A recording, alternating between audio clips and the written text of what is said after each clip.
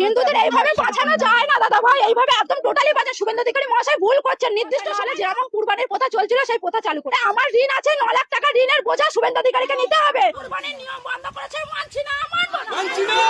রাজ্য সরকার কুরবানির নিয়ম বন্ধ করেছে, মানছি না, মানব না। মানছি না, মানব না। নাহলে আমার স্বামী সুইসাইড করবে বলছে, সন্তান অনাথ হবে, কিভাবে চালাবো? আমি তো মেয়ে মানুষ, আমার কি বাইরে যাওয়ার ক্ষমতা আছে? আমি কি ইনকাম করবো? রেখা পাত্র দিদি ভাই যে কথা বলছে যে গরু যে 14 বছর বয়সীকে কুরবানি দিতে হবে, কথা তো এতদিন ছিল না। মাত্র 15 দিন ক্ষমতায় এসে আজকে নতুন নতুন নিয়ম, নতুন নতুন কথা চালু করছে। এই নিয়ম তো নেই, মানুষের জীবনের গ্যারান্টি নেই, তাহলে গরুর 14 বছর জীবনের গ্যারান্টি আমরা কিভাবে নেবো?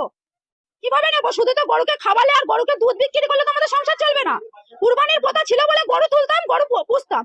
এখন যদি এই নিয়ম চালু হয়, তাহলে মোদি আমাদের খাটালে গরু তুলে দিক, তারপরে আমরা সেই গরুকে মুদি খাওয়ানোর পয়সা দেবে, আমাদের দেখাশোনা করার পয়সা দেবে, তাহলে গোমাতাকে সেই 14 বছর বয়স পর্যন্ত আমরা রেখে দিতে পারবো। তার আগে গোমাতা এতদিন এই প্রথা চালু ছিল না। আমরা